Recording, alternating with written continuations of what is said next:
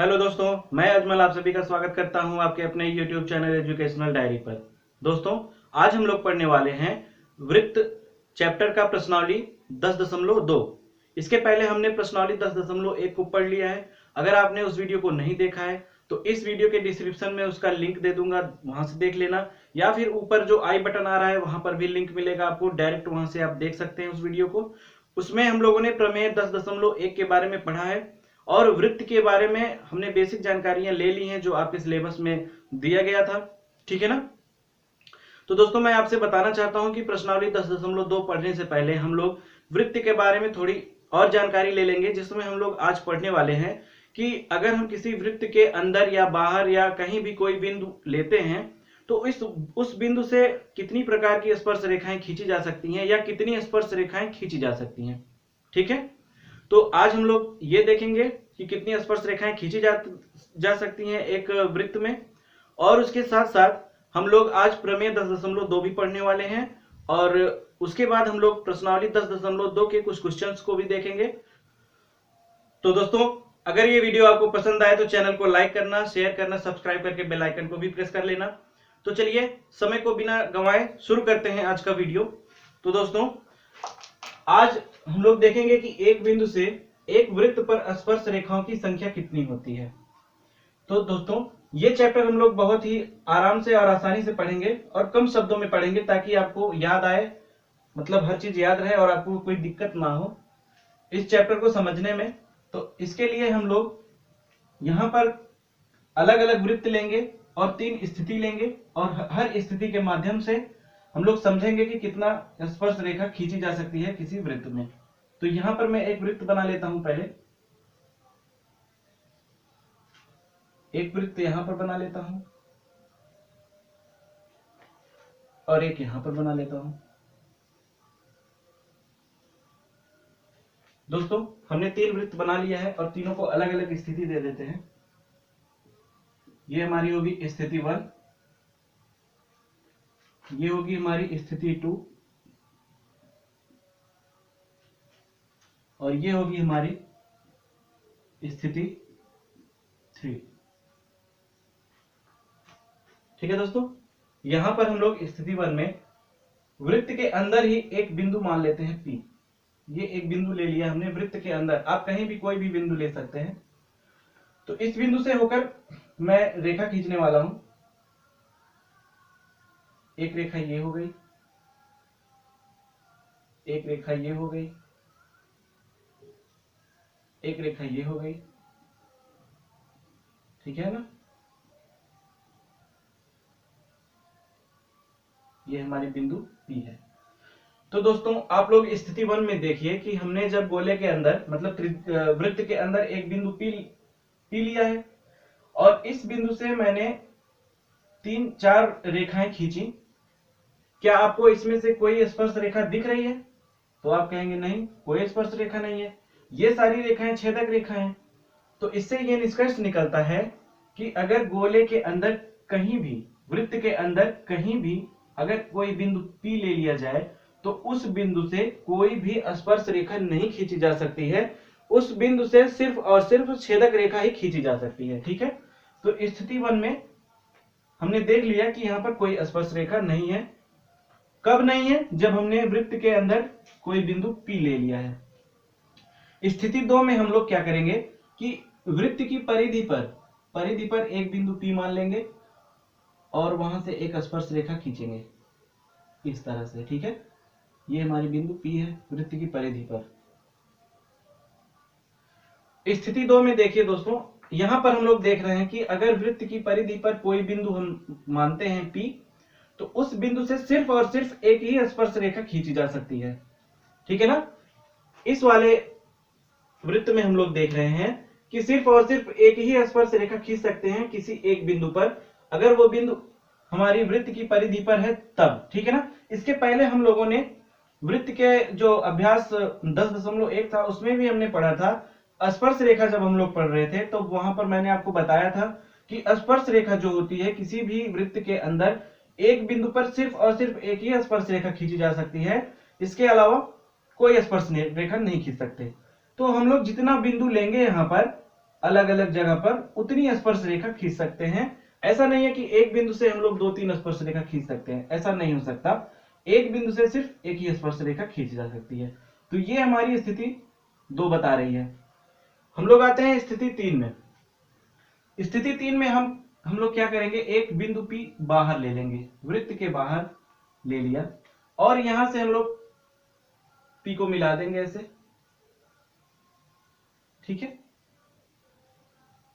यहां पर माना एक बिंदु हमारा A है और यहां पर B है और ये P है, ये हमारा केंद्र है O।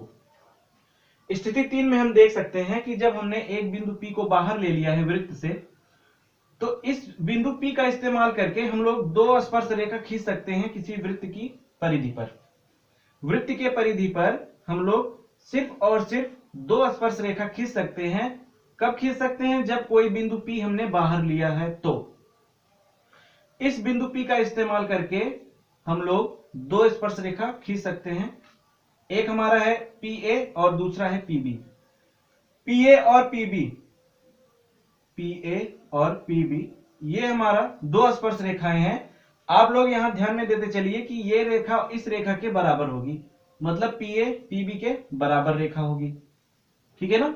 और इस रेखा को हम लोग टेंजेंट भी कहते हैं। इसका मतलब ये है, स्थिति 3 से हम लोगों को ये पता चला कि जब हम कोई बिंदु P बाहर ले लेंगे वृत्त से, तो उससे हम लोग क्या करेंगे, 2 स्पर्श रेखा खींच सकते हैं और वो दोनों आपस में बराबर होंगे, ठीक है ना। तो जो चीजें हमने अभी वृत्त में देखा है इस चित्र में, उसको हम लोग लिख लेते हैं यहां पर। तो आप लोग जल्दी से लिख लीजिएगा मेरे साथ। यहां पर लिखेंगे हम लोग, वृत्त के अंदर कोई बिंदु P लेने पर, कोई बिंदु P लेने पर, कोई बिंदु P लेने पर उस बिंदु से कोई बिंदु P लेने पर, वृत्त के अंदर कोई बिंदु P लेने पर उस बिंदु से कोई भी स्पर्श रेखा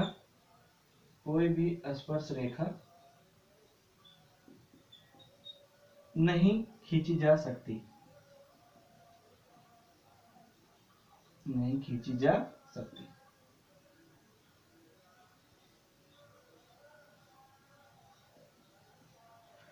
दोस्तों हम लोगों ने स्थिति 1 में देख लिया कि इस वृत्त में अगर हम कोई बिंदु P अंदर की तरफ ले रहे हैं तो यहां से कोई स्पर्श रेखा नहीं खींची जा सकती। वही चीज मैंने यहां पर लिख दिया है, ठीक है।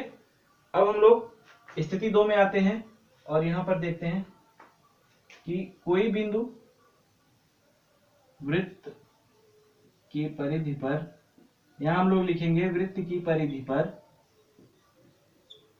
कोई बिंदु P लेने पर, कोई बिंदु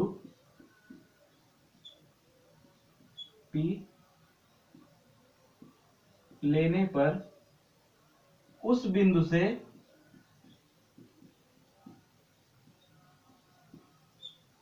सिर्फ और सिर्फ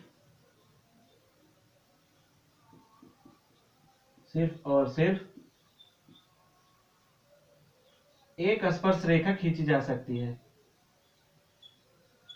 एक स्पर्श रेखा खींची जा सकती है।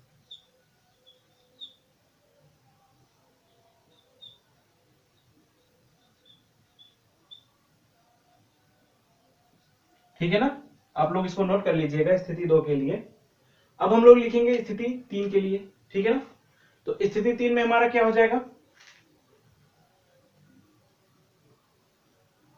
किसी वृत्त के बाहर कोई बिंदु P लेने पर उस बिंदु से वृत्त की परिधि पर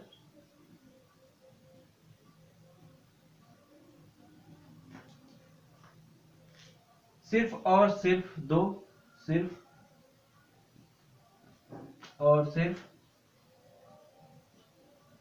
दो स्पर्श रेखा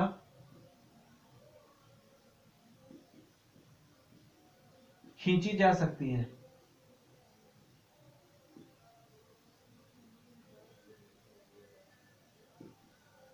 ठीक है ना। तो ये हमने अलग अलग वृत्त को लिया अलग अलग स्थिति में और अलग अलग बिंदु मानकर हमने ये जानने की कोशिश की कि कितनी स्पर्श रेखाएं खींची जा सकती हैं। तो हम लोगों को पता चल गया कि किस वृत्त में कितनी स्पर्श रेखाएं खींची जा सकती हैं और बिंदु कहां पर लिया जाएगा। तो जो चीजें हमने यहाँ चित्र में देखा उसको यहाँ पर हमने लिख लिया। तो उम्मीद है दोस्तों कि आपको ये चीजें समझ में आ गई होंगी कि वृत्त में अलग अलग बिंदु पर कितनी स्पर्श रेखाएं बनती हैं। तो दोस्तों अब हम लोग चलेंगे अपने प्रमेय 10.2 की तरफ। तो दोस्तों हम लोग आ गए हैं अपने प्रमेय 10.2 की तरफ। प्रमेय 10.2 में दिया गया है बाह्य बिंदु से वृत्त पर खींची गई स्पर्श रेखाओं की लंबाइयां बराबर होती हैं। आपने देखा होगा जब इसके पहले हम लोग पढ़ रहे थे स्थिति 3 में जो हमने वृत्त बनाया था उसमें मैंने एक जगह बताया था कि ये रेखा इस रेखा के बराबर होती है। वही चीज अब यहाँ पर सिद्ध करने के लिए दे दिया है हम लोगों को। ठीक है ना। तो सबसे पहले हम लोग यहाँ पर देख लेते हैं कि हम लोगों को क्या गिवन है और क्या प्रूव करना है। ठीक है ना। तो यहाँ पर लिखेंगे हम लोग पहले दिया है मतलब गिवन क्या क्या है हमको। तो यहां पर दिया गया है ओ केंद्र वाला एक वृत्त, ओ केंद्र वाला एक वृत्त। दोस्तों इस प्रमेय को हम लोग बड़ी ही आसान भाषा में और बहुत ही आसानी से समझने वाले हैं। आप बिल्कुल घबराइएगा मत, आपको बहुत ही अच्छे से समझ में आ जाएगा। ठीक है ना। तो यहां पर ओ केंद्र वाला एक वृत्त दिया गया है और उसके साथ साथ एक बिंदु, एक बाह्य बिंदु P, ओ केंद्र वाला एक वृत्त तथा एक बाह्य बिंदु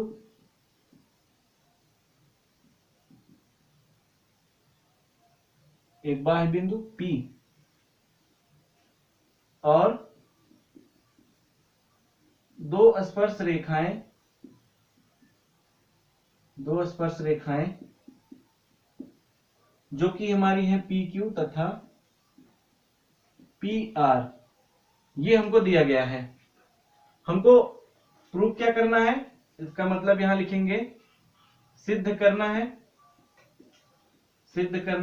है। इसमें हमको सिद्ध करना है कि PQ बराबर है PR के, PQ बराबर है PR के। ये हमको प्रूव करना है। तो दोस्तों इसको प्रूव करने से पहले हम लोग इस पर इस जो वृत्त हमारा है दो टेंजेंट जो है इसको हम लोग क्या करेंगे, यहाँ Q को O से मिला देंगे सबसे पहले इस तरह से और R को भी O से मिला देंगे इस तरह से और P को O से मिला देंगे ऐसे। ठीक है दोस्तों। तो आप देख रहे हैं कि जब हमने P को O से मिला दिया, O को Q से और O को R से जब मिला दिया तो यहां पर हमारी जो आकृति बनी इससे हमको दिख रहा है कि यहां पर दो समकोण त्रिभुज बन गया। ठीक है, दो समकोण त्रिभुज बन गया। ठीक है ना। अब ये समकोण त्रिभुज समकोण कैसे हुआ, देखो OR OQ ये दोनों रेखाएं बराबर हैं। क्यों? क्योंकि एक ही वृत्त की अलग अलग त्रिज्याएं हैं इसलिए दोनों बराबर होंगी। देखिए एक वृत्त के अंदर कितनी भी त्रिज्याएं आप खींच लीजिए सारी त्रिज्या एक दूसरे से बराबर होगी। तो इस हिसाब से OQ और OR दोनों बराबर होगा क्योंकि दोनों एक ही वृत्त की त्रिज्या है। ठीक है। तो यहां हम लोग लिख लेंगे, यहां हम लोग लिखेंगे OQ बराबर OR क्योंकि एक ही वृत्त की त्रिज्याएं हैं।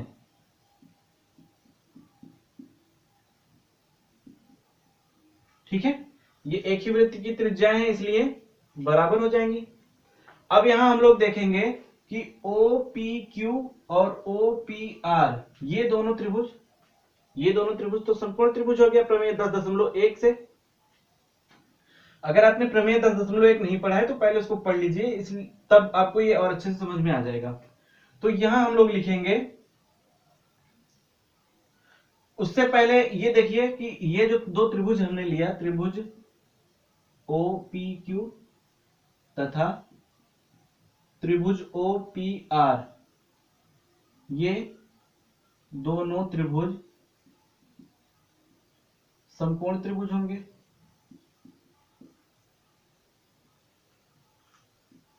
समकोण त्रिभुज होंगे। और ये हम कहां से लिख रहे हैं? प्रमेय 10.1 से, ठीक है ना। प्रमेय 10.1 से हमने इसको ये कह दिया कि ये जो हमारा त्रिभुज ओ पी क्यू और ओ पी आर ये दोनों समकोण है। जब ये दोनों त्रिभुज आपस में समकोण हो जाएंगे तो ये कोण ओ कोण जो है क्यू के बराबर हो जाएगा। होगा कि नहीं होगा? यहां पर हम लोग लिखेंगे कोण क्यू बराबर कोण आर, कोण क्यू बराबर कोण आर, ठीक है। तो कोण क्यू और कोण आर ये दोनों क्यों बराबर हो जाएंगे? क्योंकि ये दोनों 90 अंश के कोण है, 90 अंश के कोण है, इसलिए ये दोनों कोण आपस में बराबर हो जाएंगे। उसके बाद रेखा ओपी बराबर ओपी। देखिए, एक बार मैं ओपी ले रहा हूं त्रिभुज ओ पी क्यू के लिए, और दूसरी बार ओपी ले रहा हूं मैं त्रिभुज ओ पी आर के लिए। तो इसमें 2 बार ओपी आया, ये रेखा ओपी 2 बार आया। क्यों आया? क्योंकि ये उभयनिष्ठ है,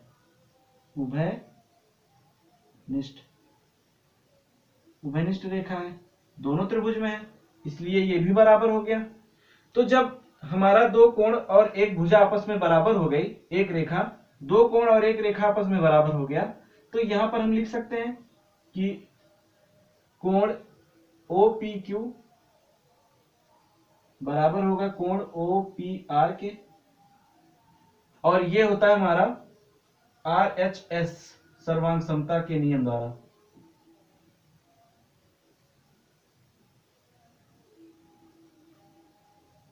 सर्वांग समता के नियम से, RHS सर्वांग समता के नियम से, ठीक है ना। तो दोस्तों आप लोग सोच रहे होंगे कि RHS सर्वांग समता क्या होता है। तो आपको मैं बता दूं कि RHS सर्वांग समता में हमको 2 समकोण त्रिभुज दिया होता है, जिसमें से 2 कोण बराबर होते हैं और एक रेखा बराबर होती है, वही हमारा RHS सर्वांग समता होती है। अगर आपने त्रिभुज वाला चैप्टर पढ़ा होगा तो उसमें जो है हम लोगों ने पढ़ा था कि डबल ए मतलब एंगल वाला जो हमने पढ़ा था परिमेय, उससे भी ये रिलेट करता है, ठीक है। तो अगर हम लोग उस हिसाब से लें तो 2 एंगल बराबर हो गए, एक ये और ये और ये उभयनिष्ठ भुजा है, उभयनिष्ठ रेखा है, ये भी बराबर हो गया। तो इस हिसाब से हम लोग लिख सकते हैं कि त्रिभुज ओ पी क्यू सर्वांग सम है त्रिभुज ओ पी आर के। लिख सकते हैं हम लोग कि जब इतना सब कुछ हमने बराबर कर दिया तो ये दोनों समकोण त्रिभुज क्या हो गया? आपस में बराबर हो गया। जब समकोण त्रिभुज आपस में सर्वांग सम हो गए तो भुजा पी क्यू पी आर के बराबर हो जाएगी। इसलिए हमारी भुजा पी क्यू जो होगी वो पी आर के बराबर होगी, क्योंकि जब 2 समकोण त्रिभुज आपस में सर्वांग सम हो जाते हैं तो उनकी भुजाएं आपस में बराबर हो जाती हैं। ये हमने बहुत बार पढ़ लिया है, ठीक है ना। तो पी क्यू बराबर हो जाएगा पी आर के, और यही हमको प्रूव करना था, ठीक है ना। तो उम्मीद करता हूं दोस्तों आपको ये प्रमेय 10.2 अच्छे से समझ में आया होगा। इसको प्रूव करने का एक और तरीका है, और वो तरीका है पाइथागोरस प्रमेय से, ठीक है ना। मैं यहां पर आपको बता देता हूं, वो तरीका भी आप सीख लीजिए। देखिए, पाइथागोरस प्रमेय यहां से हमने पता किया कि पी क्यू बराबर है पी आर के, मतलब ये हमको निकालना है। और ये चीज देखिए, ये चीज काम की है जहां पर लिखा है ओ क्यू बराबर है ओ आर के। तो अगर दोनों त्रिभुज में अलग अलग हम लोग पाइथागोरस प्रमेय लगाएंगे तो क्या हो जाएगा?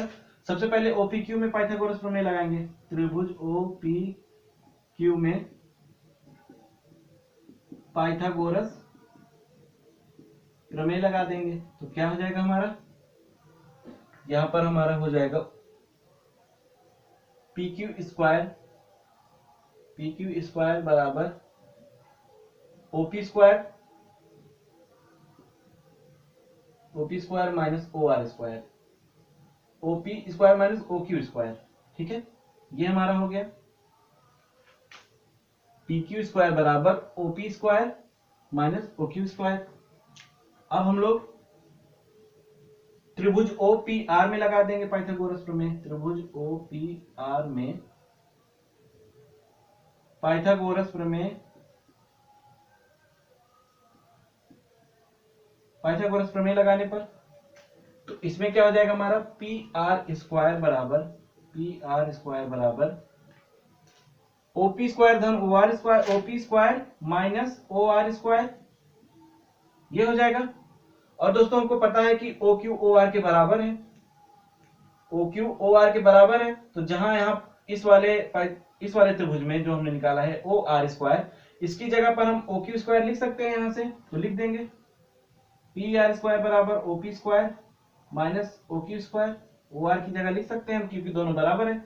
तो आप देख सकते हैं कि ये और ये हिस्सा दोनों में बराबर है, ठीक है ना।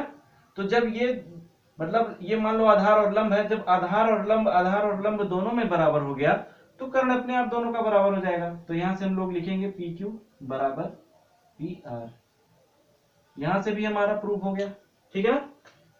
तो जैसे आपको अच्छा लगे वैसे इसको प्रूव कर सकते हैं दोस्तों।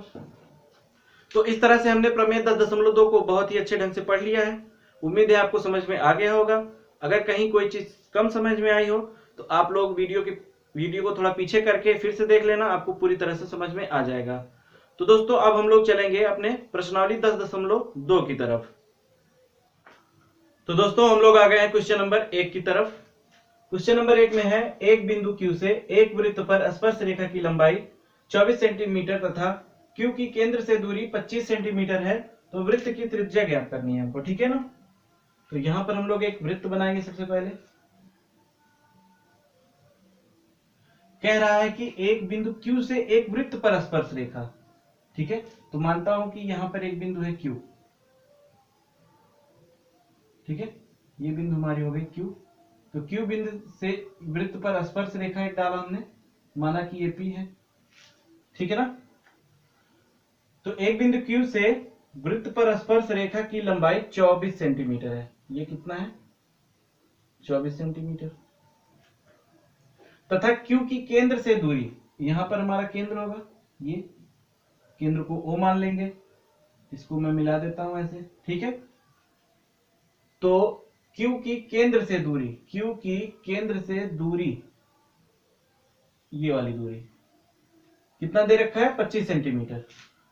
तो ये हमारा हो गया 25 सेंटीमीटर। तो हमको वृत्त की त्रिज्या निकालनी है। वृत्त की त्रिज्या क्या होता है ओपी होता है, यही तो है त्रिज्या। केंद्र से कोई भी एक लाइन जब हम डालते हैं परिधि पर तो वो हमारी त्रिज्या हो जाती है। अगर इसको हम पूरी तरह से ऊपर बढ़ा दें तब ये हमारा व्यास हो जाएगा, ठीक है ना। तो व्यास हमारा होता है 2 गुणे त्रिज्या। तो व्यास को हम लोग d से दिखाते हैं। अगर व्यास को हम d मान लें तो त्रिज्या हमारी क्या हो जाएगी, व्यास की आधी हो जाएगी d/2, ठीक है ना। ये पूरी लाइन अगर यहां से यहां तक मैं ऐसे बना दूं, अगर ये पूरी लाइन हमारी व्यास है जिसको d कहा जाता है, तो त्रिज्या क्या होगी, इसकी आधी हो जाएगी। तो ये हमारी त्रिज्या, त्रिज्या का मान हमको निकालना है, यहां से यहां तक का मान ये हमको निकालना है। तो वृत्त की त्रिज्या का सूत्र होता है, वृत्त की त्रिज्या हमको जब निकालनी है तो वो हो जाएगा under root O Q square minus P Q square, ठीक है ना। तो यहां से हमारा हो जाएगा ओ क्यू स्क्वायर कितना है 25, तो अंडर रूट 25 का स्क्वायर माइनस 24 का स्क्वायर, ठीक है। 25 का स्क्वायर हो जाएगा 625 और 24 का स्क्वायर कितना हो जाएगा दोस्तों 576। तो 625 में से 576 घटाएंगे तो हमारा कितना आ जाएगा 49, और 49 का अगर हम लोग वर्गमूल निकालेंगे तो ये 7 आ जाएगा। तो ये त्रिज्या हमारी निकल के आ गई 7 सेंटीमीटर की। यही हमारा आंसर हो जाएगा। ठीक है दोस्तों, आप इसको भी याद कर सकते हैं। और ये भी आप जानिए कि जब ये आकृति हमारी बन गई तो हमको पता चल गया कि ये हमारा समकोण त्रिभुज बन गया। एक समकोण त्रिभुज है कि नहीं है? तो यहां पर हम लोग क्या कर सकते हैं, पाइथागोरस प्रमेय भी लगा सकते हैं। पाइथागोरस प्रमेय इस वाले त्रिभुज में लगा सकते हैं। तो यहां से हम लोग कैसे इसको हल करेंगे, ये हमारा हो जाएगा, हमको ओपी का मान निकालना है तो ओपी स्क्वायर हो जाएगा बराबर, यहां से OQ square plus minus P Q square हो जाएगा। उसके बाद हम लोग मान रख देंगे। ओ क्यू स्क्वायर का मान हमारा 625 आया था और पी क्यू स्क्वायर का मान हमारा आया था 576। दोनों को घटा दिया तो यहाँ पे आया 49। ओपी स्क्वायर का मान, तो ओपी बराबर हमारा हो जाएगा अंडर रूट 49 और ये हमारा होता है 7। फिर से निकल गया। तो जैसे आपको अच्छा लगे वैसे करिए, कोई दिक्कत नहीं है। तो दोस्तों उम्मीद है आपको क्वेश्चन नंबर 1 समझ में आ गया होगा। हम लोग अब क्वेश्चन नंबर 2 को सॉल्व कर लेते हैं। तो दोस्तों हम लोग देख लेते हैं क्वेश्चन नंबर 2। क्वेश्चन नंबर 2 में है आकृति 10.11 में यदि टीपी केंद्र O वाले किसी वृत्त पर दो स्पर्श रेखाएं इस प्रकार हैं कि हमारा कोण POQ बराबर है 110 अंश के, ये हमको निकालना है PTQ, ये वाला कोण निकालना है। ठीक है, ये कोण हमको दिया गया है, इसको निकालना है। तो दोस्तों इसको निकालने से पहले हम लोग जान लेते हैं कि अगर किसी वृत्त में दो टेंजेंट रेखाएं अगर एक दूसरे को स्पर्श कर रही हैं, इसका मतलब कि अगर वृत्त में दो स्पर्श रेखाएं किसी एक बिंदु से आ रही हैं तो उस स्पर्श रेखाओं द्वारा वृत्त के अंदर जो हमारा कोण बनता है वो कोण जिस बिंदु से वो दोनों स्पर्श रेखाएं निकल के आ रही हैं उस कोण को जोड़ने पर हमारा 180 अंश के बराबर होना चाहिए। ठीक है, तो यहां कोण एक ये वाला जो कोण है कोण O और कोण T दोनों का योगफल 180 अंश के बराबर होता है। ठीक है ना, तो यहां हम लोग लिखेंगे, हम जानते हैं कि लिखेंगे यहां पर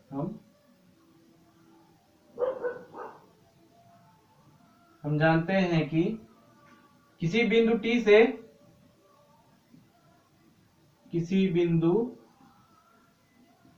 से खींची गई स्पर्श रेखाएं TP तथा TQ द्वारा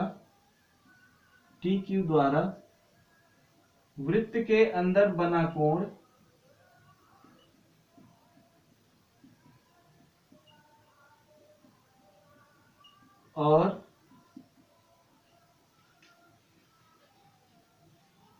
और उस बिंदु पर बने कोण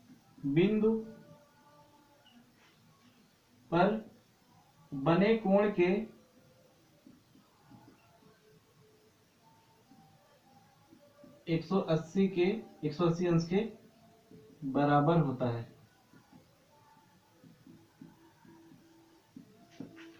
हम जानते हैं कि किसी बिंदु T से खींची गई स्पर्श रेखाएं TP तथा TQ द्वारा वृत्त के अंदर बना कोण और उस बिंदु पर बने कोण के 180 अंश के बराबर होता है। इसका मतलब यह है कि बिंदु O, कोण O और कोण T दोनों को जोड़ने पर यह हमारा 180 अंश के बराबर होना चाहिए। तो हम लोग लिखेंगे कोण O धन कोण T बराबर 180 अंश, ये हमारा होता है। तो कोण O का मान हमको दिया है 110 अंश धन कोण T बराबर 180 अंश। तो यहां से कोण T का मान हम लोग निकालेंगे 180 अंश माइनस 110 अंश, ये 110 इधर जाएगा तो माइनस में हो जाएगा। 180 में से 110 घटा देंगे तो 70 अंश आ जाएगा कोण T का मान, यही हमारा आंसर हो जाएगा। एक तो ये तरीका है करने का और एक तरीका और है इस सवाल को हल करने का, और उसमें ये है कि यहां पर देखिए चार कोण हैं हमारे, एक है कोण P ये, एक है कोण Q ये। तो कोण P और कोण Q ये दोनों 90-90 अंश के होंगे। क्यों? क्योंकि अगर मैं इसको ऐसे मिला दूं तो ये दोनों समकोण त्रिभुज हो गए, तो ये दोनों 90-90 अंश के हो गए। और एक कोण हमारा T है और एक कोण हमारा O है। तो ये देखिए चार कोण है तो ये हमारा चतुर्भुज बन गया। हमको पता है कि चतुर्भुज के सभी कोणों का योगफल 360 अंश के बराबर होता है। ठीक है, चतुर्भुज के सभी कोणों का योगफल 360 अंश के बराबर होता है। तो यहां पर हम लोग लिख सकते हैं कोण P धन कोण O धन कोण Q धन कोण T बराबर 360 अंश के बराबर होगा, क्योंकि ये चतुर्भुज है इसलिए चारों कोणों का योगफल 360 के बराबर होना चाहिए। कोण P का मान 90 अंश है, कोण O का मान 110 अंश है, कोण Q का मान भी 90 अंश है और कोण T का मान नहीं पता और ये है 360 अंश। सबको जोड़ेंगे 9 9 18 180, 180 में 110 जोड़ेंगे तो क्या हो जाएगा 290। ये हो गया 290 अंश धन कोण T बराबर 360 अंश। तो कोण T का मान कितना हो जाएगा 360 अंश में से 290 अंश घटा देंगे तो कितना हो जाएगा, 0 में से 0 गया 0 और 16 में से 9 गए 7 और 2 में से 2 गए कुछ नहीं, तो 70 अंश आ गया कोण T बराबर। तो ये दो तरीका हो गया आपके पास इस क्वेश्चन को सॉल्व करने में। इस क्वेश्चन को तो आपके पास दो तरीके हैं इस क्वेश्चन को सॉल्व करने में, आपको जो तरीका पसंद आए वो तरीका अपना सकते हैं। उम्मीद है दोस्तों आपको क्वेश्चन नंबर 2 समझ में आ गया होगा। अब हम लोग चलेंगे क्वेश्चन नंबर 3 की तरफ। तो दोस्तों चलते हैं क्वेश्चन नंबर 3 की तरफ। क्वेश्चन नंबर 3 में है, यदि एक बिंदु P से O केंद्र वाले किसी वृत्त पर PA PB स्पर्श रेखा परस्पर 80 अंश के कोण पर झुकी हो तो कोण PO एक बराबर होंगे। ठीक है ना, तो हम लोग एक वृत्त बनाते हैं पहले O केंद्र वाला। ये हमारा O केंद्र वाला एक वृत्त हो गया।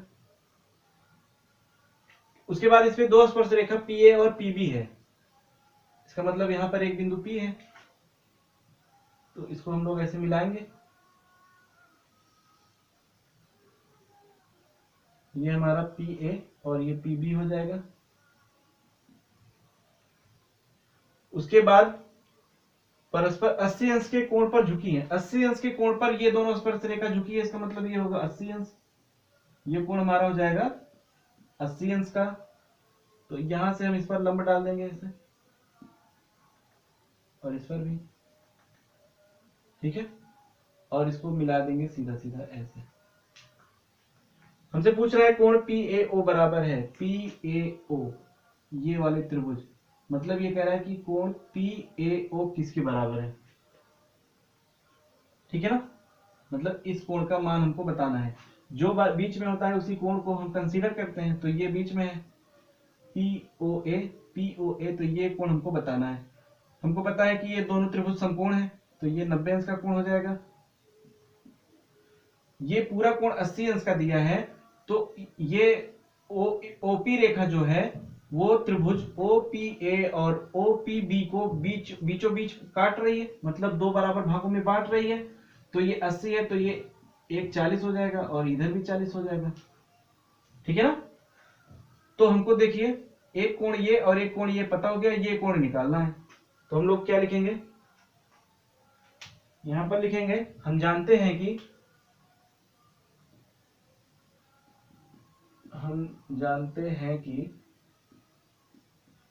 किसी त्रिभुज के तीनों कोणों का योगफल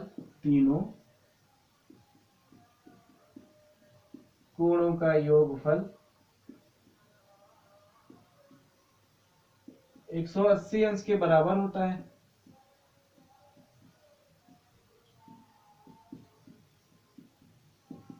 ठीक है ना, तो यहां पर हमारे तीन कोण कौन कौन से हैं, एक है कोण O, कोण A। यहां पर हम लोग ऐसे लिखेंगे, एक बार लिखेंगे कोण PAO, कोण PAO। यहां पर हमारा बीच में A है तो हम लोग कोण A को कंसीडर करेंगे, प्लस दूसरा कोण हमारा हो जाएगा कोण APO, कोण APO। यहां पर P बीच में आ रहा है, इसका मतलब ये वाला कोण हम लोग लेंगे। और तीसरा कोण हमारा होगा कोण POA, जो हमको निकालना है, बराबर ये हो जाएगा 180 अंश के।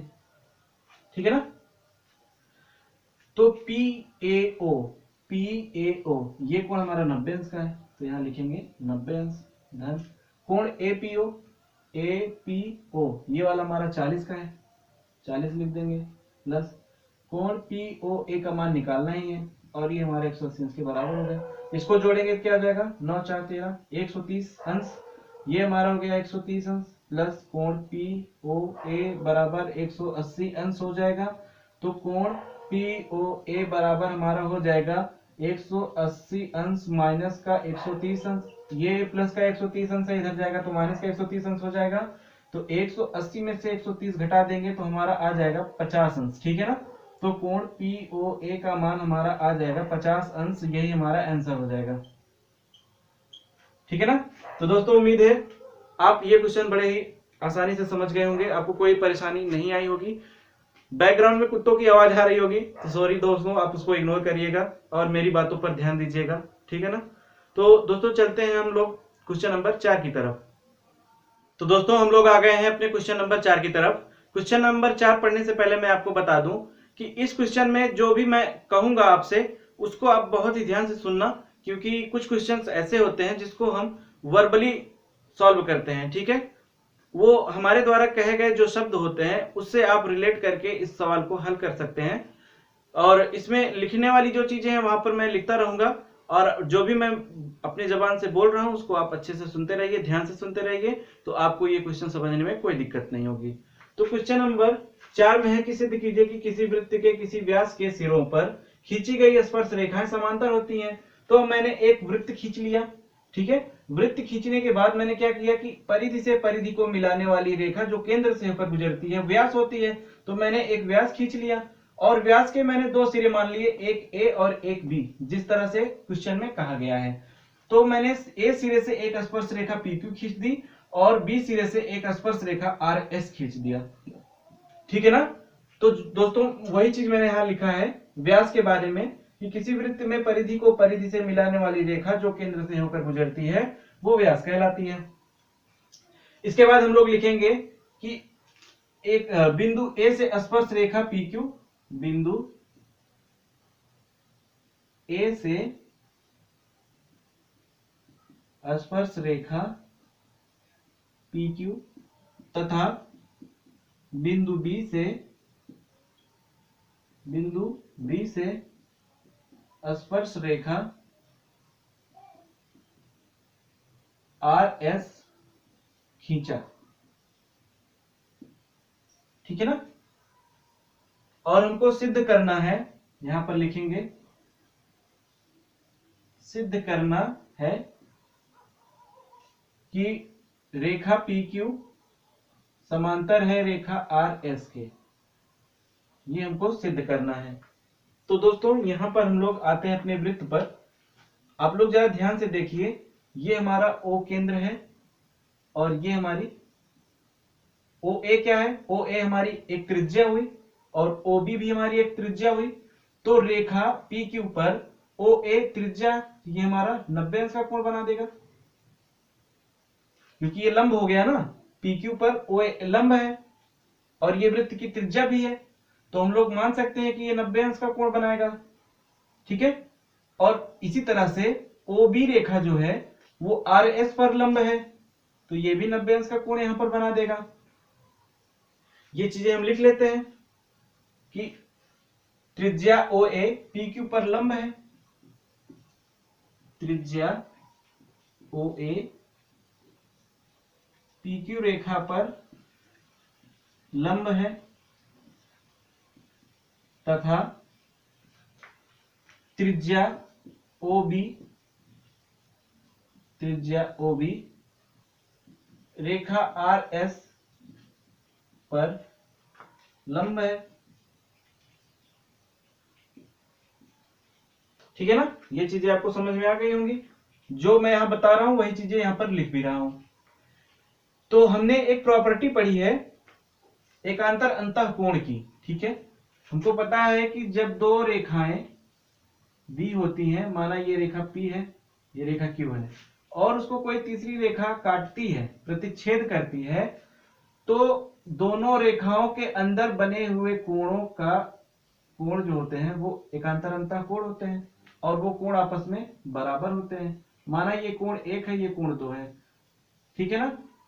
तो दो रेखा पी क्यू के को जब तीसरी रेखा काटती है तो तीसरी रेखा द्वारा बनाए गए दोनों रेखाओं पर कोण कोण 1 बराबर होता है कोण 2 के, क्योंकि ये एकांतर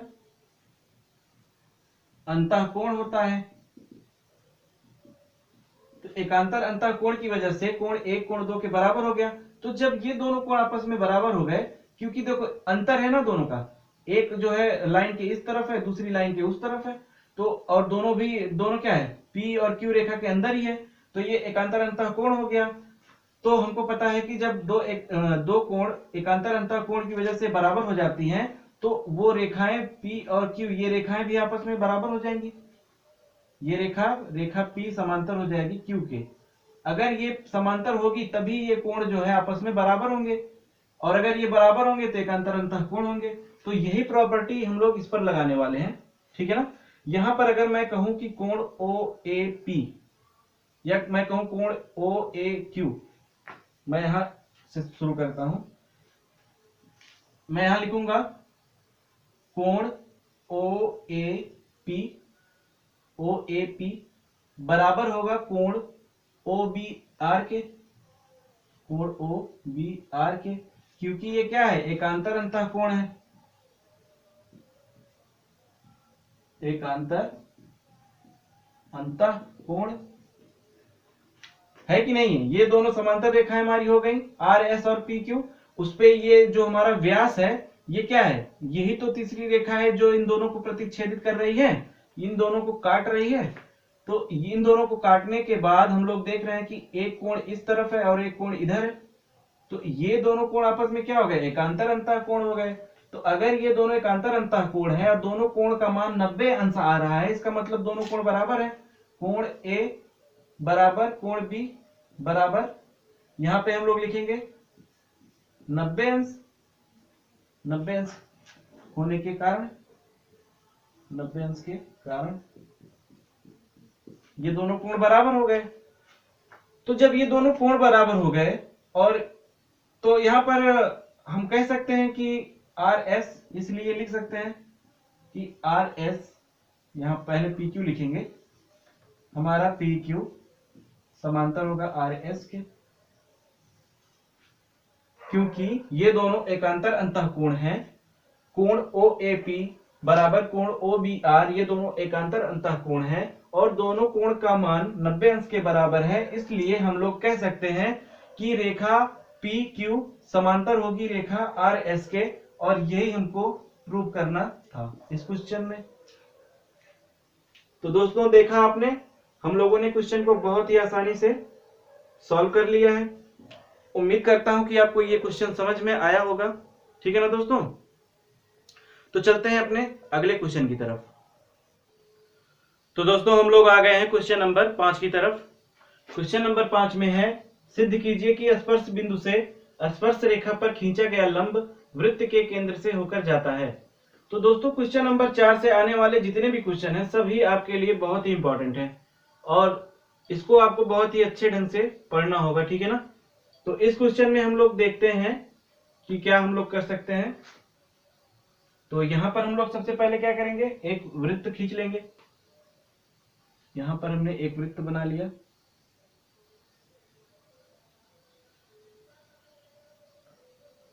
तो ये एक वृत्त हो गया। सिद्ध कीजिए कि स्पर्श बिंदु से स्पर्श रेखा, अब देखिए ये हमारा एक बिंदु है और इसी बिंदु पर हम लोग एक स्पर्श रेखा खींच लेंगे।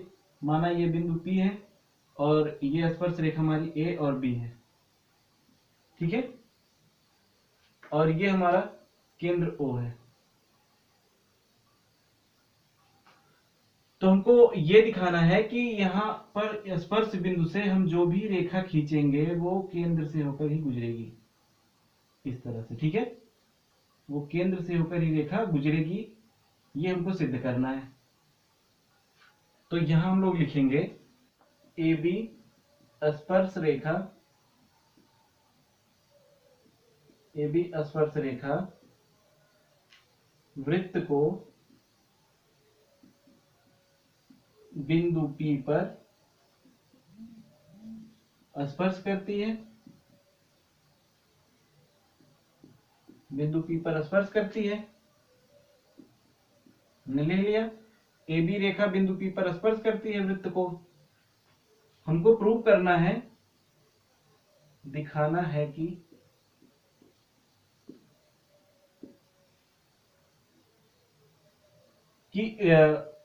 बिंदु P से खींची जाने वाली रेखा, बिंदु P से खींची जाने वाली रेखा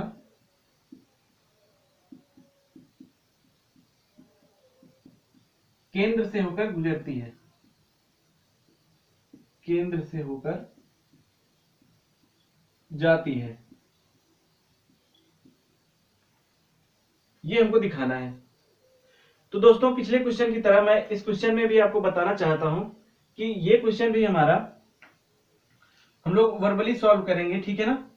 और इसमें हम लोगों को लॉजिक लगाना होगा, और ये लॉजिकल क्वेश्चन है, लॉजिक लगाना होगा, और इसमें ऐसा लॉजिक लगाएंगे ताकि हम लोग प्रूव कर सकें कि क्या यहां से बिंदु P से जो रेखा हम खींचेंगे क्या वो केंद्र से होकर जाएगी या कहीं और से जाएगी, ठीक है ना। तो इसको प्रूव करने के लिए हम लोग यहां पर एक बिंदु और मान लेते हैं O डैश। ये केंद्र वाला बिंदु हमारा है O, और ये जो बिंदु है इसको O डैश मान लिया। अब हम इसको मिला देंगे P से इस तरह से। तो दोस्तों जब हमने P को O से मिलाया था पहले, तो ये हमारा 90 अंश का कोण बना रहा था, समकोण बन गया था। यहां पर देखेंगे हम लोग लिखेंगे कोण OPB बराबर 90 अंश। OPB ये वाला कोण 90 अंश, ठीक है ना। और जब हमने O डैश ले लिया एक नई बिंदु, तो अब हम लोग लिखेंगे बिंदु P से खींची गई रेखा केंद्र O से ना होकर, केंद्र O से ना होकर O डैश से जाती है, ठीक है ना। हमने माना कि ये जो रेखा है P बिंदु से जो हम लोग रेखा खींच रहे हैं वो O से ना होकर O डैश से जा रही है। तो फिर हमारा क्या हो जाएगा, कोण O डैश PB, कोण O डैश PB हमारा क्या हो जाएगा, 90 अंश का हो जाएगा, ठीक है ना, 90 अंश का हो जाएगा। तो इससे हम लोग लिख सकते हैं कि कोण OPB बराबर होगा कोण O डैश PB के, हो जाएगा ना बराबर। पर ऐसा संभव क्या आपको दिख रहा है, चित्र के हिसाब से दिख रहा है कि ये दोनों बराबर है। हमारा कोण O जो है ये बड़ा है कोण O डैश से, ठीक है ना। यहां पे बताता हूं, कोण O डैश से O हमारा बड़ा है। यहां पर हम लोग लिखेंगे कोण OPB हमारा बड़ा होगा कोण O डैश PB से। और ये हम लोग चित्र के हिसाब से लिख रहे हैं, यहां पर लिखोगे चित्र के माध्यम से, चित्र के माध्यम से ये हमारा होगा, हमारा ये वाला हिस्सा OPB बड़ा होगा O डैश PB से। तो हम लोग यहां पर क्या लिखेंगे, फिर यहां पर हम लिखेंगे कोण OPB is not equal to कोण O डैश PB।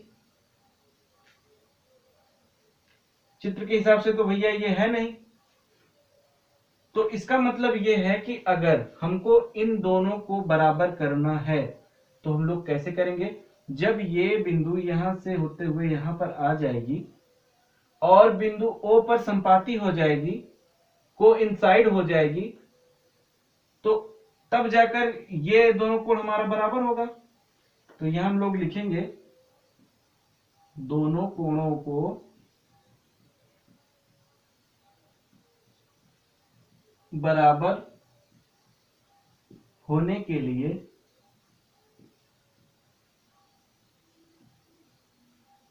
O तथा O डैश बिंदु को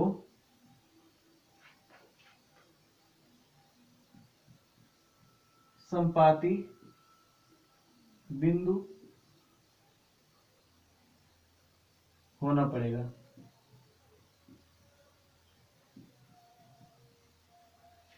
कैसे, मैं आपको बता दूं, जब ये बिंदु इस बिंदु के ऊपर आ जाएगी तब ये दोनों कोण आपस में बराबर हो जाएंगे, कोण OPB और कोण O'PB। लेकिन अभी तो नहीं बराबर है। अभी तो अगर लॉजिकली हम लोग देखें यहां पर, तब तो ये बराबर दिख रहा है। यहां पर देखिए, क्योंकि हम देख रहे हैं कि दोनों 90 अंश का कोण बना रहा है, तो ये तो हमारे सोच के हिसाब से बराबर है, पर वास्तव में ये बराबर नहीं है, छोटा बड़ा है, ये बराबर नहीं है। तो इसको बराबर करने के लिए क्या करेंगे, ये बिंदु जब इस बिंदु पर संपाती हो जाएगी, कोइंसाइड हो जाएगी, इसी बिंदु पर ये भी बिंदु आ जाएगी, तब जाकर ये हमारा दोनों 90 अंश का कोण हो जाएगा और दोनों हमारी रेखाएं बराबर हो जाएंगी। तो इससे हम लोग कह सकते हैं, इससे हम कह सकते हैं कि P बिंदु से खींची गई रेखा, P बिंदु से खींची गई रेखा केंद्र O से होकर गुजरेगी, केंद्र O से होकर गुजरेगी। ये हमको प्रूव करना था। ठीक है ना दोस्तों, ये हमारा आंसर आ जाएगा। और हमको ये सब चीजें लिखनी पड़ेंगी और ध्यान में रखनी पड़ेंगी कि यहाँ पर हम लोग दिखा क्या रहे हैं, और जो हम लोगों को चित्र में दिखाना है वही यहाँ पर लिखना है। इस तरह से हम लोग इसको प्रूव कर देंगे। ठीक है ना दोस्तों। तो दोस्तों, आपने देखा कि हम लोगों ने बड़े ही आराम से क्वेश्चन नंबर 5 को भी सॉल्व कर लिया। तो दोस्तों, आज का ये आखिरी क्वेश्चन है हमारा इस वीडियो का।